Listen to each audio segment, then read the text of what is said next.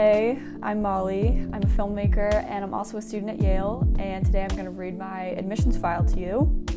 So, let's expose me. So basically, reading your admissions file is something that you can do at any university that you attend. As a part of the FERPA agreement, you have the right to look at any of the documents regarding your admission. You just have to submit a letter to the admissions office, and then they have to respond to you within 45 days, and then you can set up a time to go and look at your file, read all of it. And before COVID, you could go in person and you weren't allowed to take any photos of it, so you just had to take notes. But now during COVID, it's virtual, so you'll set up a Zoom time and they'll scroll through it, and you're not allowed to take any pictures or videos. So I will be reading my notes. I feel kind of bad because the admissions, they get overwhelmed with people asking to view their admissions file, which is totally valid. You should do it if you want. But they're they don't enjoy it. So be nice to them because they're not that happy about doing it. All of this goes for Yale. Every university has their own way of doing it, but I only know what Yale said.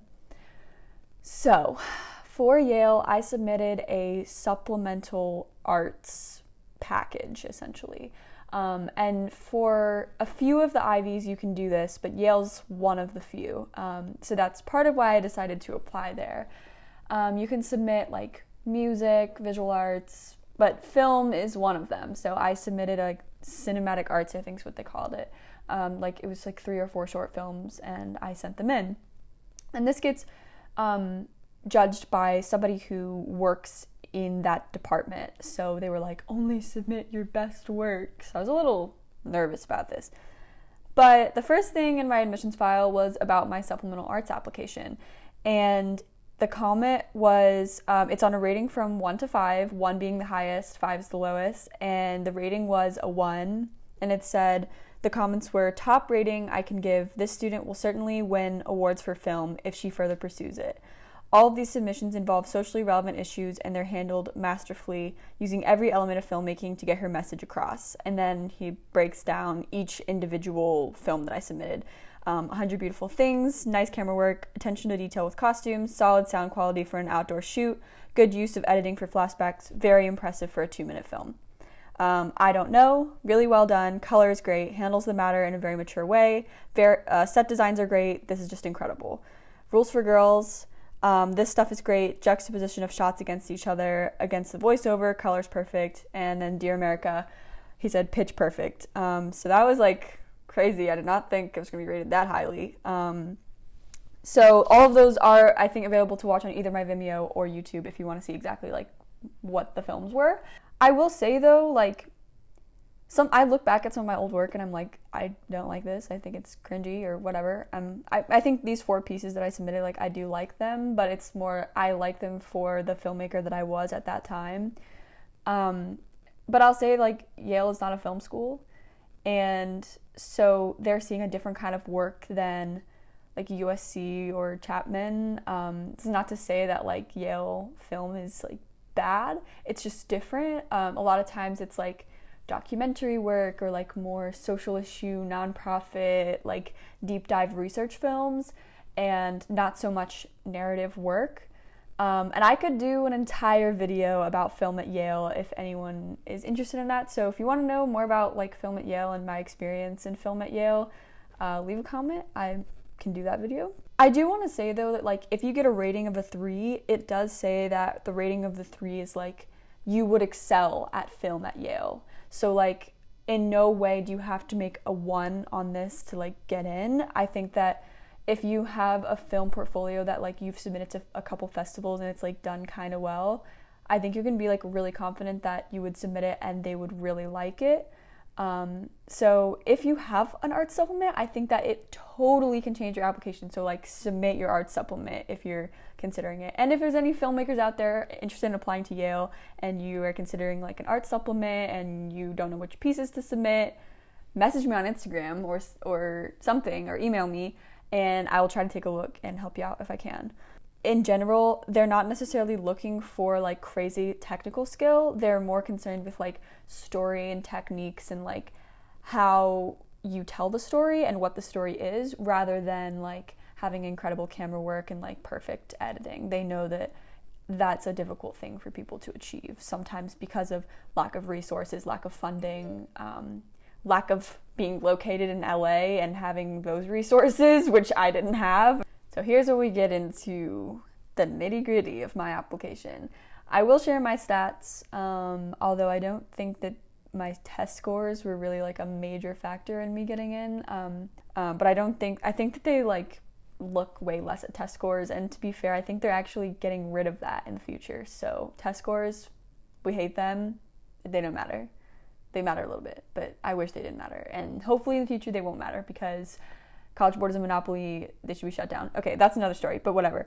Extracurricular comments. So they noted first thing that I was a Cameron Impact Scholar finalist, which I think is interesting, because at the time when I submitted my application, I didn't know that I had the scholarship. It was like a maybe type of thing, but I was one of the finalists, and they picked like 100 finalists. So scholarship, things like that on a national level really matter to them.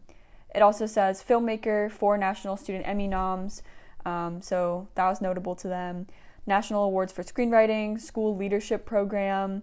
And that's interesting, because I didn't necessarily think that my school leadership program was like a huge part of my like personality or like extracurricular life. Like I didn't think that was going to stand out, but apparently it did. I was on honor council in high school, and then I did theater, and it said theater with awards. So it said, essay number 1, my comments were, okay, don't laugh at me, but I wrote my essay about Macklemore. Yes, the rapper Macklemore. I wrote it about like how the song 10,000 Hours kind of is about Malcolm Gladwell's theory that it takes 10,000 hours to master something. And so Macklemore's music like inspired me to like put so much effort into filmmaking, because I want to master it. Yeah, I don't know. I kind of find it a little bit cringy now, and some people think it's especially cringy that I wrote about Macklemore, but I did it, fun fact. And I did put like the first intro paragraph on my TikTok, so if you want to hear a little bit of it, it's there. Anyways, they say essay 1 on being inspired to put in her 10,000 hours for filmmaking storytelling mastery by Macklemore, Malcolm Gladwell, and parents. She's, quote, I hate this quote, I hate this. She's foregone the typical teenage life to chase something bigger. It makes me sound like an asshole. I'm so sorry, but I don't know why I said that. Anyways, another essay, it was like something about the arts. I can't remember what the prompt was, but it was about storytelling and social change, which I wrote about that a lot. And then my why Yale question, they always ask this. Have a good answer for this. Have something specific. I said like diverse artists and activists and career connections was like why I was interested in Yale. And then my essay number 2, this was like something you had to write about that you're just passionate about that's like different, basically. I wrote about discrepancies in AP pass rates in Florida based on inadequate prep at under-resourced schools. I was like researching that at the time, and it's actually quite appalling. Another reason why AP classes and the College Board should be abolished, but that's another video. My essay number 3 was like something about what you would bring to the community. So I talked about this documentary I made in high school about 3 international students, and like my experience at a very like diverse and international high school. And then my teacher recommendation was my first teacher recommendation was my A-Push and Human Geo teacher. And then my second teacher recommendation was English. And then it says, next teacher recommendation for a different student. So basically my school accidentally submitted the wrong teacher recommendation to Yale, which is really awkward. Don't know how to feel about that. Obviously, I still got in, so that's fine, but anyways, then it says T3, teacher recommendation 3, which appears there as teacher recommendation 4, because teacher recommendation 3 is for a different person. was my film teacher. And then my alumni interview was rated a 6 out of 7. He said that I was the most impressive in the past few years, professional in my areas of experience. Arts Supplement was a 1. It said masterful, highly ambitious filmmaker who is using film as a tool for social change. And then my comments about essay number 1 was... essay number 1 slowed me down for the way she sets herself apart from her peers, but she is different in her professionalism. I don't really know what that means. Like, I don't know if that was supposed to be a compliment or if that was a roast. Like, I don't know. That's just what they said. And then they said, see some of Dear America if time permits. And you know, as an artist, nothing we love more than just let me be a representation of my work. So basically they were like, when we send this on to the committee that's going to look at her application and make the final decision, they wanted them to like stop everything and just play some of Dear America. So that makes me feel really happy. Basically, they were like, her work speaks for who she is as a person. And so, yeah. The teacher recommendations can be rated on a scale of 1 to 7, including the extracurriculars and the essays and everything. So this reader gave me a 7 out of 7 on my extracurriculars, a 5 out of 7 on my first teacher recommendation, a 5 out of 7 on my second teacher recommendation, a 7 out of 7 on my counselor recommendation, overall a 2+ on my application. And so they give like an overall rating for the whole application, which is on a scale of 1 to 5, 1 being the highest, 5 being the lowest. And the plus or minus is like, if you're on the edge, are you closer to the 1 or are you closer to the 3? That type of thing. So they gave it a 2+. They said that everything with a 2 or higher goes to committee. So I had a 2+. The next admissions reader looked at my work again, and the comments were, her film work and awards speak much louder than her application does. Fact. I would recommend watching I Don't Know and Dear America if the committee has time. Each are 3 to 4 minutes long. Arts Supplement was a 1 from the arts reader for film, and the extracurricular recommendation from my film teacher elevates that case. I was a bit worried that she was more interested in the technical aspect of film than the theoretical, which is what Yale has to offer. But the Why Yale and the arts essay that I wrote focus on wanting to develop skills in analysis and writing. We don't get much depth in her parts, but the recognized talent got me to the plus. The alumni interview can help firm that up. The question for the committee is, will the arts supplement be enough to carry the application? Yeah.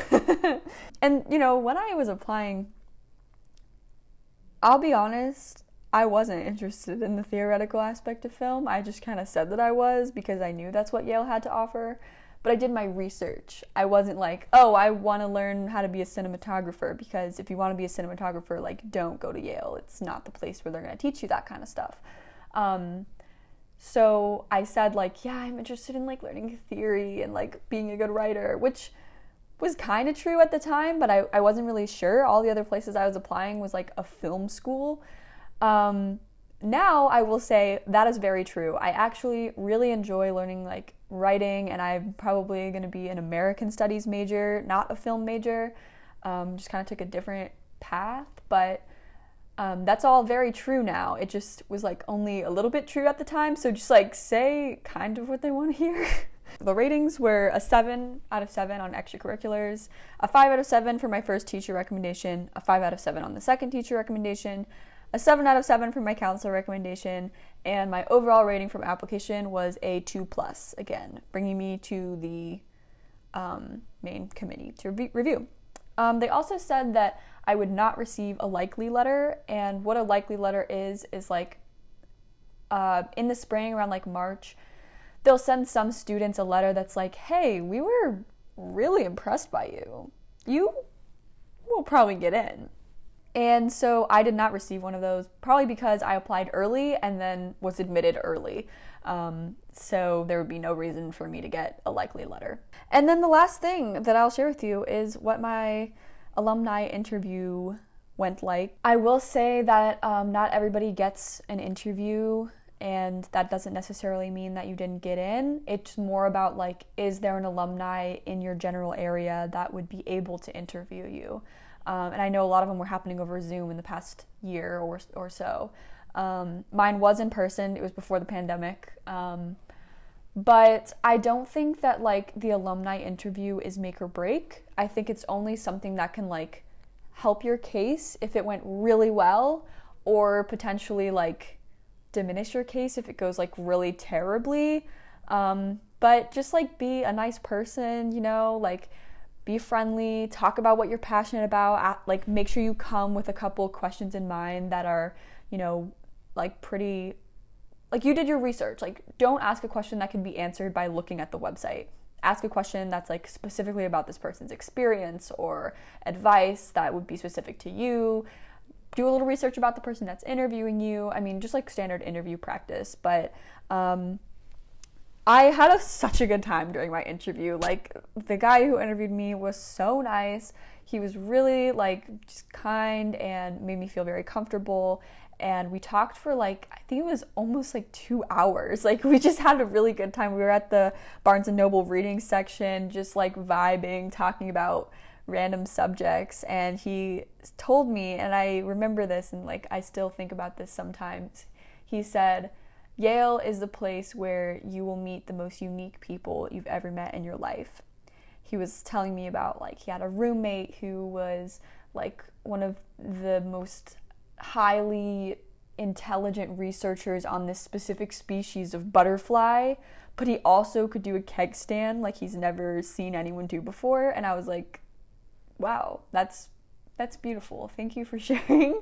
And I will say that like after my first semester, I really do think that like there are some people at Yale that are incredibly unique, and like I don't know that I would meet people like that anywhere else. I think that's like a very unique part of Yale, and he felt that I would like fit into that community well. So overall, I guess some thoughts, maybe advice or pointers I can say is that most of the readers did not mention my test scores, my grades, my AP scores. They weren't interested in it. And I don't know if that's because like they were good enough, like they fit that range that they're looking for, so they didn't feel like they had to mention it, but they're looking for like something extra. It's almost like they're looking for this like way to describe you in a sentence. They want to be able to say like, oh, that's the filmmaker. And I had things on my application about like, I did some playwriting, I did a lot of dance. I started my high school's pom team, which I thought was like this really incredible, impressive thing. They didn't even mention it once, like they didn't care. So I think it's just interesting that like they're looking for something extra to make you stand out, and they want a really diverse community. I hope that was helpful. The moral of the story is, will my film supplements be enough to carry the application? Yeah, if you have any other questions, drop them in the comments. I'll try to answer them. And if you're a prospective Yale filmmaker, reach out to me. I would love to talk to you, and I'm happy to answer any more questions about how my application went and like give advice to you specifically. So yeah, I guess good luck, and no matter what happens, you will find the best place for you. It might not be the first school that you go to. It might not be the school that you thought you were going to go to. It might be a school you didn't even really want to go to. But you'll find your place, and the name of the school or like the ranking of the school is not reflective of your talent or where you're going to go in life. That means nothing. It's all about how hard you work and what you have to offer. So don't let people fool you with like names, rankings, and all of that. Like it's all about just like what you bring to the table. Anyways, thanks for watching this video. I hope it was helpful. If you want to see more videos about Yale, what Yale life is like, what Yale filmmaking is like, leave comments below and tell me like some ideas for videos that you might want to see. Have a good one. Bye.